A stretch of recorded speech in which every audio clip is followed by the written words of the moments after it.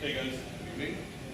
My name is Arj, and I think it's been about a year since you all had Around, around 1 year and change. Okay. So this is supposed to be an interactive session, learning session. Your chance, you all volunteers with us at the college.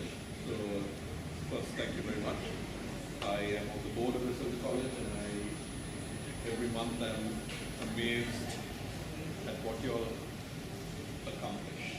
It's mind-blowing stuff, and it's nothing to do with the board. We just need to stay out of your way and make sure we can support you all whenever we can. But what you all have done and the message that you're taking out, I think, access to information about educational opportunities, massive. The service that you all are in, it's all run by volunteers, right? So again, thank you and congratulations. And my degree level was in fabulous, such a great start. You were just telling me about the UTC meeting. Be able to impress people at the UTC who are, will be very protective normally of their turf, and they're looking at what you all have accomplished. And say, wow, great, and we'd like to support you also. This is just the beginning of the change and impact that you all are having. So when Charmali asked me to consider doing this, I was a substitute speaker. She had somebody better in mind, and then that person was busy, so then I said, okay, no worries, I'll come in. I thought it was a great opportunity because you all are already in a mindset as volunteers, right? You all are taking or carving out time from your quote-unquote day-to-day lives to do something different and meaningful. So in many ways, what I might talk to you about today, I think you're already on that path. So it's an exciting chance to maybe have a little bit of a discussion around that, maybe push you even further down some of the paths that you're already on. Right? So that to me was an exciting opportunity. Just a quick intro. So besides being on the board of the college,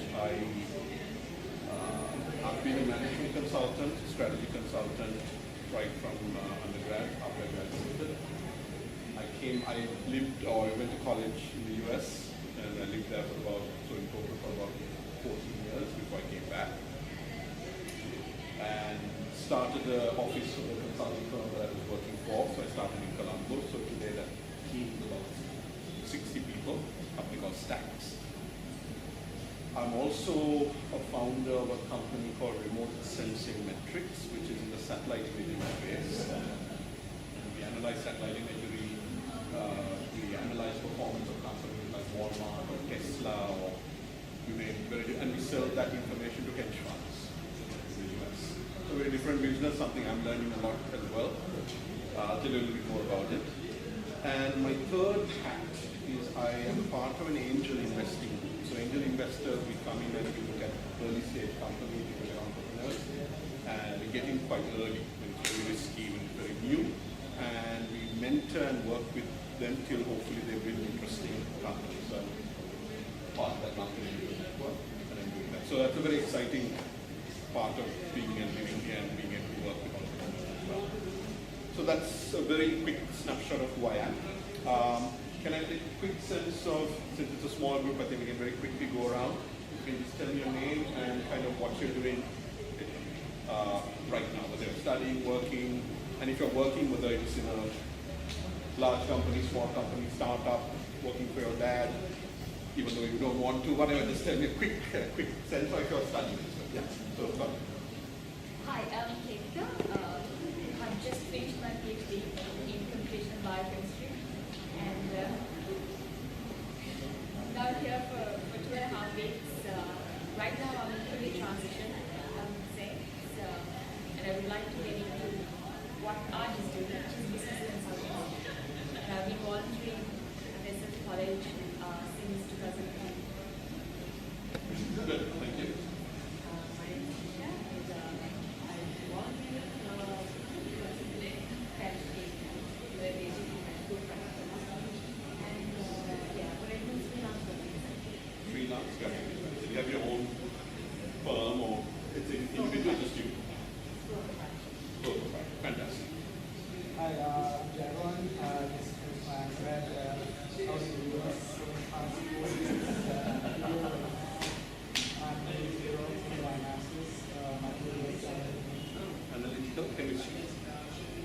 So 4 years in the US was your undergrad.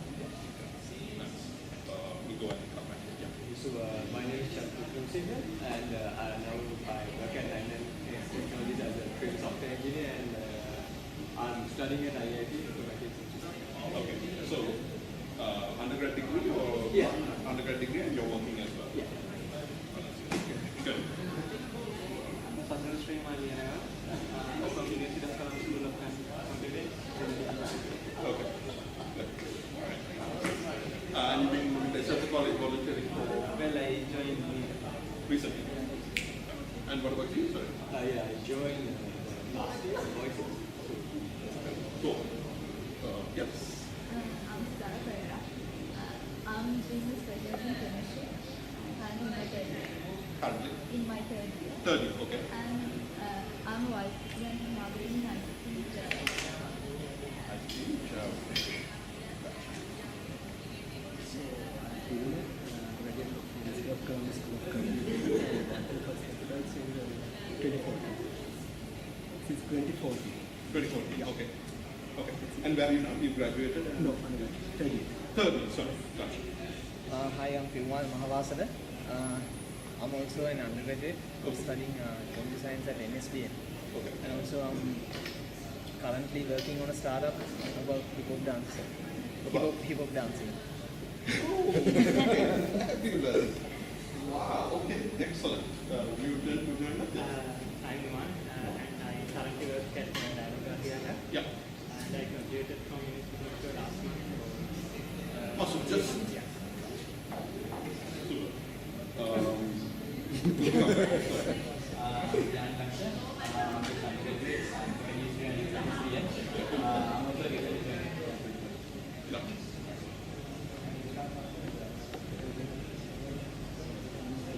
Okay.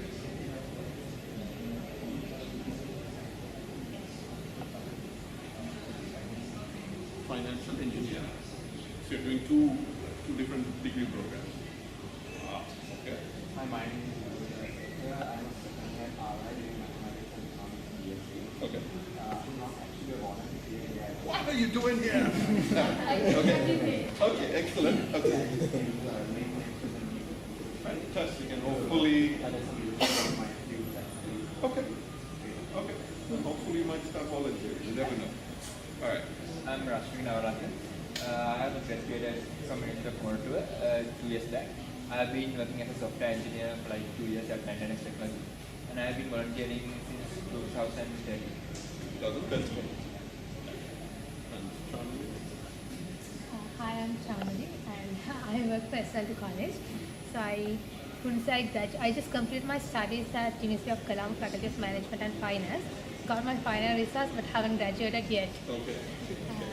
And then you were working somewhere else before you. Yeah, I worked at our factory in Sri Lanka for 1 year before I joined this college. Before you joined us at the college, right?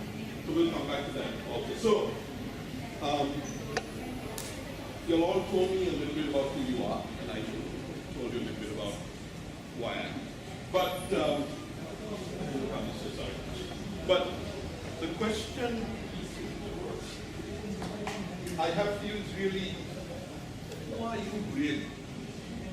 And when we talk about ourselves, you know, we're very comfortable talking about what we do, our role. You know, I'm a student, I'm a business person, I'm a husband, mom, father. So we're very comfortable typically of sharing ourselves and saying, this is who I am. Right? But what if I were to tell you that it's probably very likely that you have yet to make a decision in your life? Would you agree with me? Or you say, what the hell are you talking about? You know what I came to listen to on a wet Friday afternoon at the end of a long week? What are you smoking, right? So my point is, if you have challenged you to think about whether you have actually made a decision in your life. Okay? So hold that thought for a minute. Hold that question for a minute. And let me see if I can get you to my thinking and see where you're at, right? So,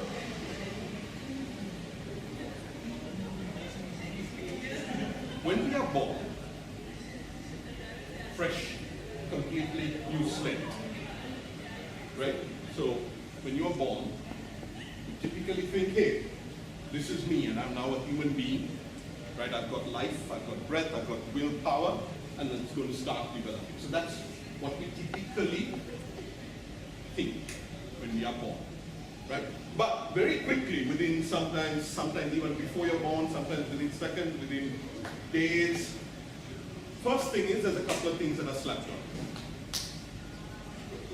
Quote unquote an identity. If you didn't choose it, this is literally stamped on you. That's a stamp, okay? But even before that, there was something else that was stamped in you. Hard-coded for a lot of you. Tech guys will already refer to that, right? So before you're born, there's already in your DNA a set of hard coding that's coming from thousands and millions of years of behavior, habit, right through generational. A lot of that stuff is already imprinted in you. Right? So you come into the world already with that, and then as you come out, you might cry, and then they slap this identity on you as well. Okay. Then there are other elements that start imprinting on you. So the first elements that imprint on you, your parents. Right? So your parents, as you are born, they immediately start imprinting on you. What are they imprinting on you? Their hopes, their dreams, their fears, right? From the very beginning, this is coming. And this is not, I'm not saying it's good or bad. It's just happening. Right? It's just happening. So there is stuff that is being imprinted on you by your primary caregivers, your parental units. Right? Of course, you've also got your family. Extended family, aunts, uncles, cousins, grandparents, right? They start to imprint on you. Similar things, expectations. What do they expect out of you and your life, and what does it mean? All of that stuff is being imprinted on you. Okay. Your friends. Start hanging out with different folks. You start hanging out with like-minded folks, people that you like, that you relate to. But guess what? They're also, right, in a group. They're starting to develop group norms. Right? This is what it means to be cool. This is what it means to hang out with us. If you want to hang out, this is how you should behave. Right? This is your social group and settings, and you start getting imprinted on that. Right? And obviously, there's a lot more others. Teachers. There's authority figures. Right? Who else? Bosses. Right? You're working in different organizations, some of you. So teachers would be obviously, if you're in university, as some of you are. Some of you are working, so this is Mano. Right? Imprinting on you. And Mano is a character. Right? And there's a lot of stuff that will come through him as well. He'll imprint on you for sure. Okay? Manu is at a founder of 99X, and there's a few folks who I use that as an example. Anybody married? Yes? No? Phew. That hasn't happened yet. It will. It will. The love of your life, or the love of your parents' life. They look at the thing and say, this matches, whatever, right? You know what we're talking about, right? So your spouse, who it is, right? The moment they will imprint on you. Similarly, hopes, anxieties, fears, dreams, right? So all of these people are coming and imprinting on you. If you happen to have kids, anybody has kids? You don't have to be married. I'm just asking. Not that you know how. Okay. You left the US in a hurry, didn't you? All right. So, if you have kids, just as you are imprinting on your kids, they are starting to imprint on you. So what does this mean? Where is this all going? There are two things though that you tend to do for yourself. So these are all other people imprinting on you. But you also access information. You read, you're online, right? You talk to people. So you, on your own, are reaching out and accessing some information. This is one thing you're doing for yourself. So you're starting to expand outside of everything else that people have imprinted on you. You're gathering some outside data. Right? You're starting to experience the world outside of these other elements and starting to say, does this match with what was imprinted on me? So the more you expand and access that data, the more you start to question. You might start to question what's been imprinted on you. Because you're looking at other information that you're independently sourcing. Some of you are coming here to listen to some random cat on a Friday afternoon. That's new data, maybe. Right? New data that you're... The other thing you do for yourself is your experiences. Right? So the broader that you have and engage in experiences, whether it's travel, for example, going to far off places, meeting new people, different cultures, experiences are things you're doing for yourself to expand this sense of who you are. Everything else has been constricting, everything else has already been put into you. These are two things that you've done to expand your sense of self. So the more of these experiences you have, the more you start to broaden and start to question who you are. Right? Because it starts to impact you. Where is this all heading? All of this imprinting, where is it heading? Except for the last two. The last two are things you're doing yourself. But all of that came before, what is it getting you to do? Hold that thought for a minute. And here's another question for you. So, what do snakes, birds, and humans have in common? They're mammals. One is a reptile, yes. One is a bird. And one is a mammal. So that wasn't quite right. Okay. Any other, what do they have in common? They have life. Yeah? They're breathing, living creatures. Okay. Eyes, sight, certain physical characteristics, movement. Can come at it a few different ways, right? Can come at it a few different ways, but the answer that we are heading for, that we'd like to talk about, is that they all go for the shiny object. They're all attracted and go for the shiny object. So now the question for you is, for humans, what is that shiny object?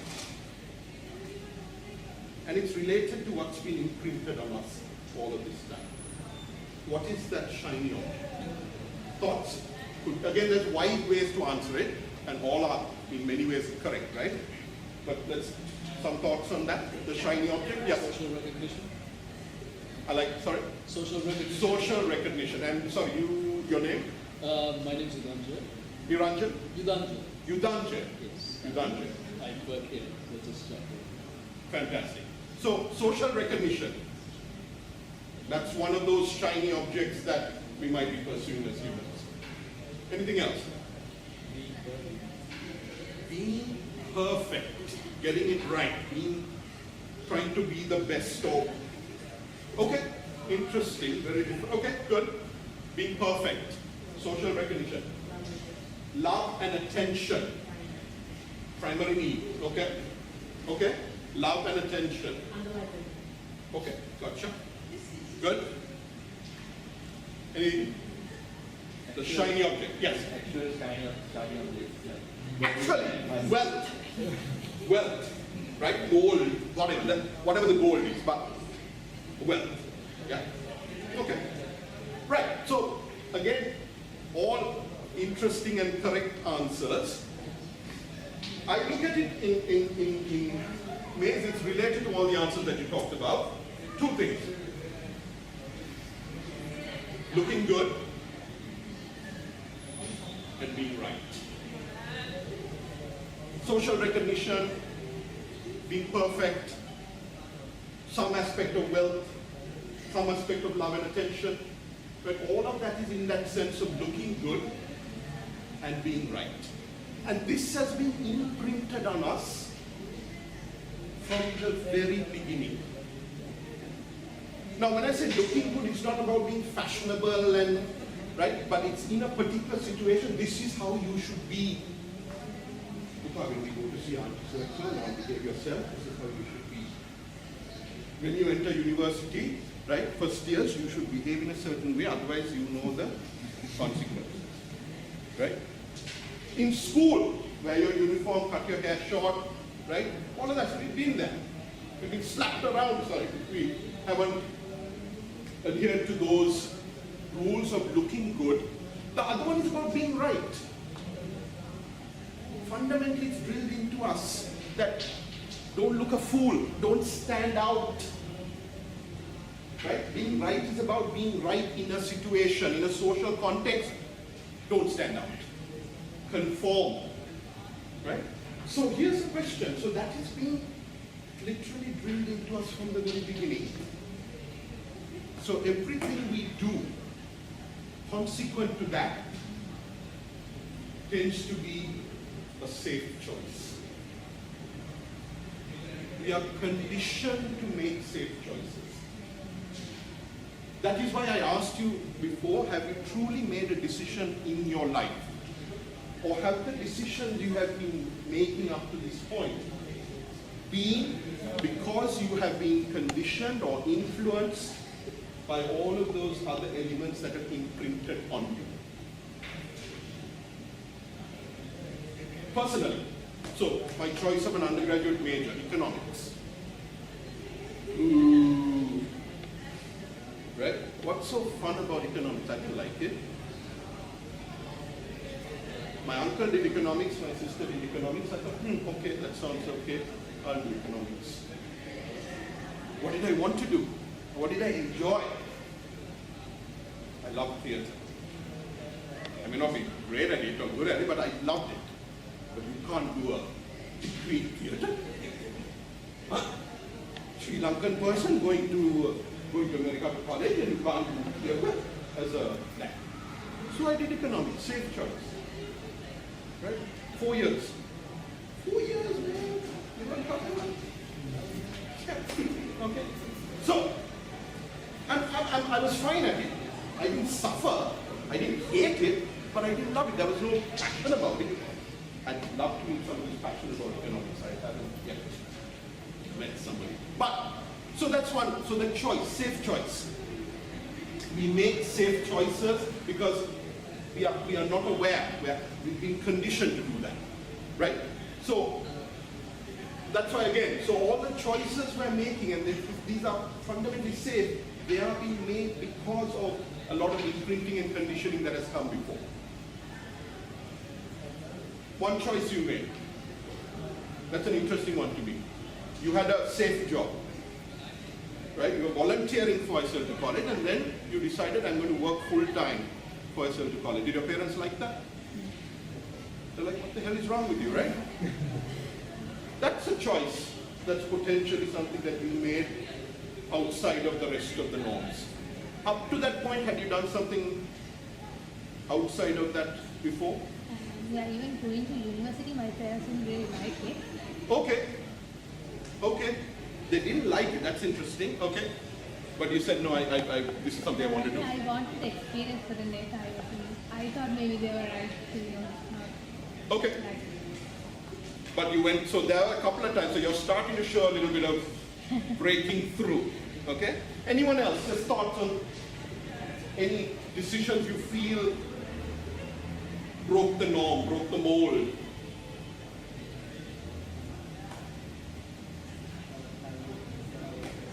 Hello. Okay, he left his religion that he was raised in.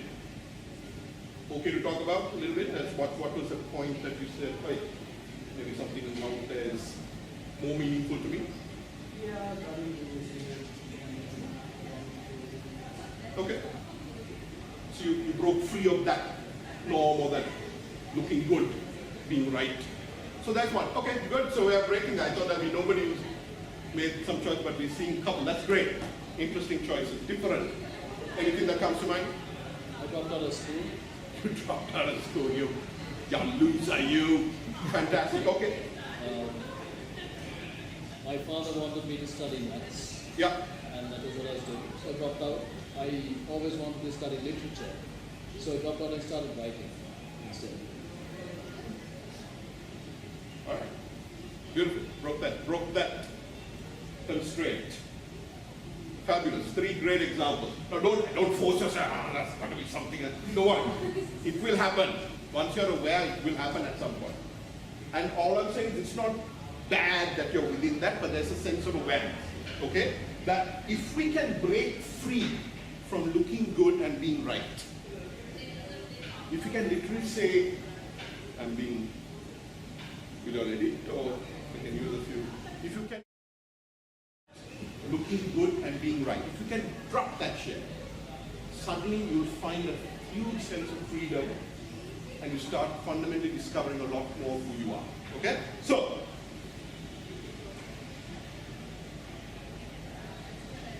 here's the way I saw this, my beautiful model that I saw. Right? So when you have choices in what you're going to do, right? It's a mix of usually at least 2 of these. Your best case is the sweet spot right in the middle. Okay? But there's stuff that you love to do. There's stuff that you're good at. There's stuff that you can get paid for. And there's stuff that the world needs. Right? So, if you take stuff that you love and that you're good at, that's a passion. We tend to treat these as hobbies. This is what we do outside of work, the real fun stuff. Man, I can't wait to get out of here and let's go do that, whatever you do. Right? So most of us put this into the hobby category because it doesn't belong in work, it doesn't feel right to be work. And it may not pay as much, right? Next one. That which you are good at, that which you can get paid for, that's where a lot of us tend to fall, right? A profession. Hey, I'm good at this and I can get a job, you get in there and get paid for it. That. Passion, I'll do that, I'll leave that for later, right? Outside. The other element is, of course, that which the world needs and you can get paid for. This is folks who are, you call it a vocation, it might be a teacher, a nurse, a doctor, an NGO, right? You're out. So you're serving the world's needs and you're getting paid for that. That sounds great as well. Passionate, maybe not as much, right? But it's a job that's needed and you're doing it. Something that you love to do and which the world needs, that's more of a mission. You're not getting paid for it, but this is something about changing the world and you're out there. The middle is what, there's this Japanese concept called ikigai, which is a reason to get up in the morning. Do you mind if I take a photo of it? Absolutely, absolutely. So, this is the Holy Grail, right? If we are operating in that sweet spot, we have a reason to get up in the morning, right? So, all of us have been told to find this. You've heard this, find your passion, find your purpose, right? But also, if you find it, you also want to keep in mind that ideally it is something that serves the world. Okay? So, can I move on this? Yes, of course. Okay. So a few options that y'all are thinking about right now. And it is a journey to get there. Right? So you don't feel suddenly that, oh shit, you're saying that I'm only in those 2 boxes, I don't even talk about what I'm thinking about. It's a journey. You have to go through a few of those different boxes to really understand what you're good at, to know what the world really needs, to know what you're passionate about and where you can get paid to do some of this stuff. So you have to explore it. You're not going to find this immediately. You'll be really, really lucky to be able to do that. You're doing, so again, back to you. right? You're getting paid, maybe not as much as you could have got paid, right? Let's go back to, is it something the world needs? Let's go to college and the mission and what it does? Hell yeah. Okay. Are you good at it? Yeah? I don't want to embarrass you, but hey, you know, to say I'm good at it might mean, okay, that's not good. But okay, let's assume you are, right? Do you love what you're doing? Yeah. So, it's kind of a start, but it's an odd choice that you made, right? It was not the norm. People are questioning what you're doing. Why are you doing this? It doesn't make sense. Yeah? Anybody else in a box where they can put themselves, and you don't have to put yourself in the middle? You might say, well, you know, you can start to recognize where you fall. And I'm saying it's okay, as long as you know where you are. First thing is just to be aware, right? To break that mindset and say, okay, I recognize where I am right now. What if you have two reasons, each of which feed each other? Like I'll give it a... Well, for example, my work here. Yes. I like it. Okay, good. I'm good at it, I get paid for it. Fine. So Profession, that's yeah. profession, right? Yeah. But I'm also writing, but like one thing I've always wanted to do is write a novel. Yeah. Which I'm working on. So that is my ikigai, that is the reason I get up in the morning. That which you love. Yes, but the profession fuels my reason to get up in the morning. So the two are intertwined. That is the point. So you have two, you're operating on two of those. Yes. So it's not perfectly in the middle, but you're getting what you need But yes, in it's two two places. each other. So that's another model to get that. But you recognize it. Yes. You know what's feeding your passion and you know what that output of your writing Yes. leads to. Whether you are questioning or opening up thought and getting people to kind of look at something in a different way. That's your writing. You're passionate about that. And You this like is what you're doing and you're getting paid for it. Yeah. So you can operate in two and still be fulfilled and do that. Right? But you again recognize where you are. It's not just blindly doing something. Okay? So, good options.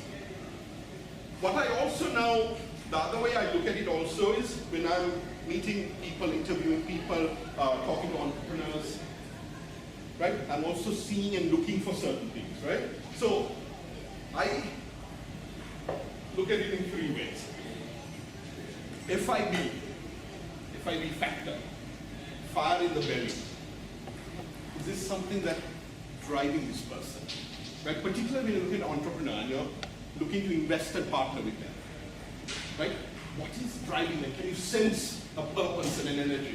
Now this fire in the belly is an interesting thing, right? Because normally you think it's meant to be somebody who's literally on fire, who's out there and you shake your hand, tough handshake and then I met this young entrepreneur from Kurunagala. Quietest guy, softest handshake you can ever imagine. And I'm like, dude, what the hell, man? Just firm up that handshake because you've done so much, right? He has created an Ayurvedic skincare product, right? That can actually, through testing we have found, actually does cure things like psoriasis, which is not curable through sort of the Western approach. Right? It dries your skin. This one actually over a 6-month period. So very interesting, very promising. He developed it himself. He marketed it through his aunt and through a bunch of people who are these traditional doctors. He went on TV and marketed it, and he's making it by hand and selling it on his own.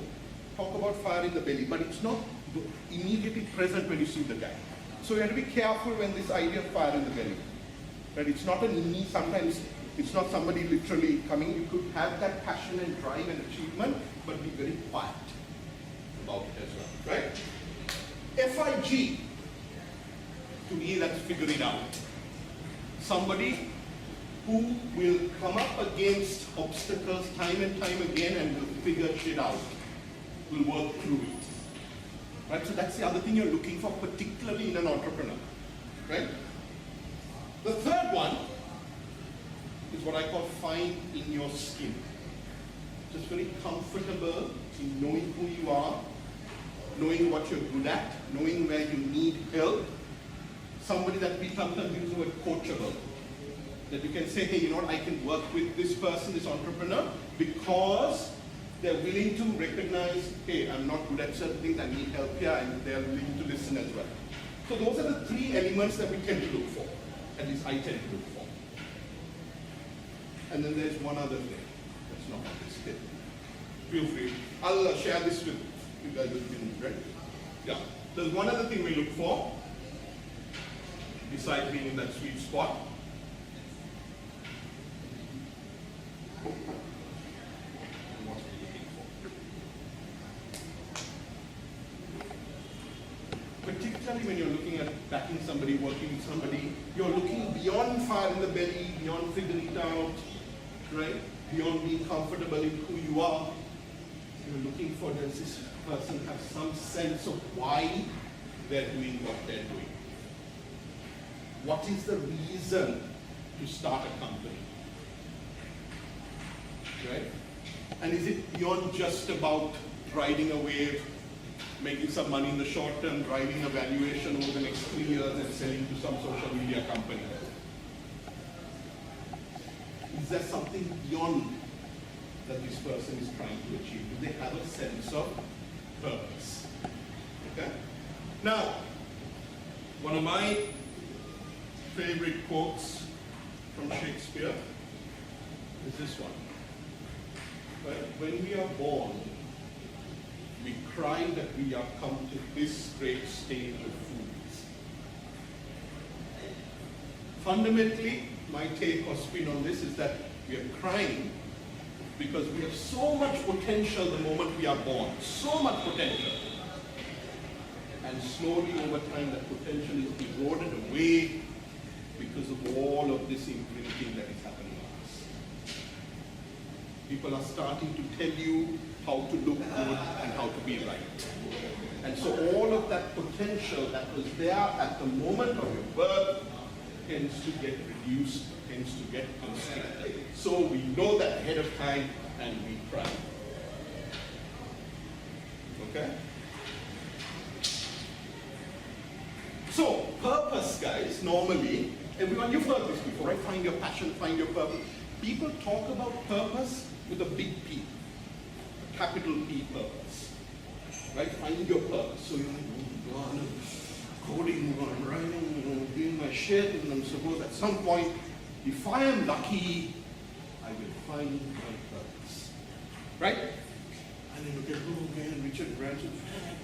Yeah, that guy's lucky, he's found his purpose, and he's having a great life. What a fantastic guy.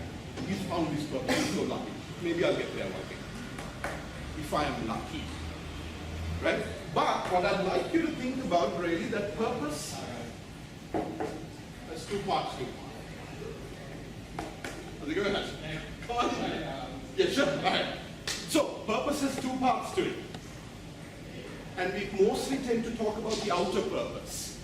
Because you've got to stop doing it. Just stop. Stop. It's telling you something. Your inner voice is telling you, you know, I don't deserve to be here. I shouldn't be doing this. I have a PhD and I shouldn't be feeling whatever, right? But if you cannot get to a sense of, minimum sense of acceptance, stop. It's not for you.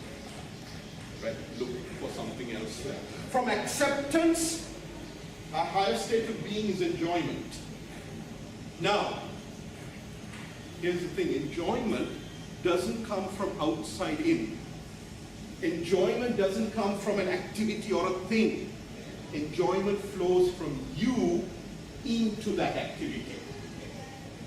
So it is coming from within. If you open that out, that enjoyment flows into the activity. It will flow into the coding that you are doing. But it doesn't come from outside, it's coming from in. Okay. The third, most higher step is enthusiasm. This is where you've combined enjoyment with a higher purpose. Right? That is a very intense period or moment. It doesn't last all the way through. It's a very, you hit a high and then you need a break. Right? But if at a minimum we're not getting to acceptance and some enjoyment, stop. Look for something else. Do something else. Right? And at all times, you gotta keep this guy in check. This is the guy that's going to muck it up for you. Looking good, being right. Looking good, being right. Feeding the ego. So, suppress. You recognize now this is no longer just about you. It's about how you can serve others and lead the most joyous and beautiful life that you can. Okay? This runs for 5 minutes. Do we have time for that? Or we can skip? Run it? 5 minutes? Permission?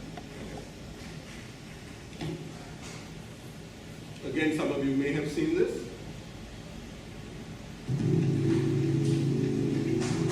It is not death most people are afraid of. It is getting to the end of life only to realize that you never truly lived. There was a study done, a hospital study, on 100 elderly people facing death close to their last breath. They were asked to reflect about their life's biggest regret. Nearly all of them said they regretted not the things they did, but the things they didn't do, the risks they never took, the dreams they didn't pursue. I ask you, will your last words be, if only I had, hey, you, wake up. Why do you exist? Life is not meant to simply work, wait for the weekend and pay rent. No, I don't know much, but I know this. Every person on this earth has a gift. And I apologize to the black community, but I can no longer pretend. Martin Luther King, that man never had a dream. That dream had him. See, people don't choose dreams. Dreams choose them. So the question I'm getting to is, do you have the courage to grab the dream that picked you, that befits you and grips you? Or will you let it get away and slip through?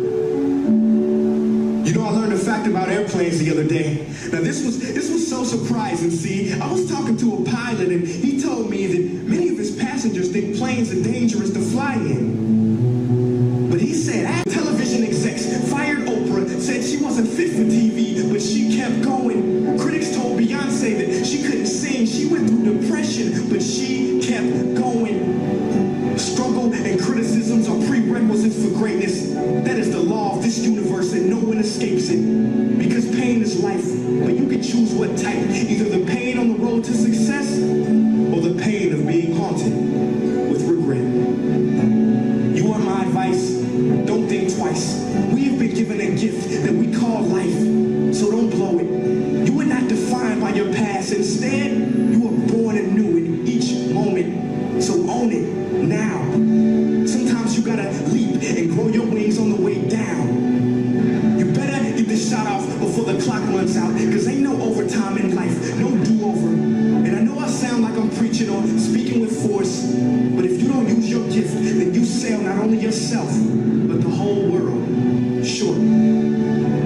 So what invention do you have buried in your mind? What idea, what cure, what skill do you have inside to bring out to this universe? Uni meaning one, verse meaning song. You have a part to play in this song. So grab that microphone and be brave. Sing your heart out on life stage. You cannot go back and make a brand new beginning, but you can start now and make a brand new ending.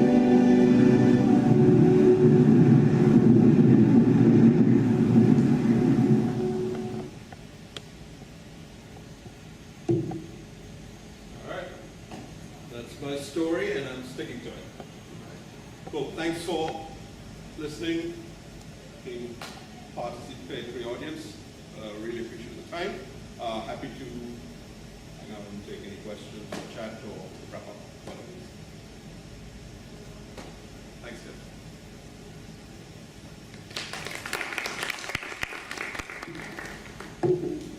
Thanks, Arj, for coming here today. And I think we all learned a lot from your session. And thanks everyone for coming here, braving the rain and all. The participation is a little low today. That's due to the rain. So we have a regular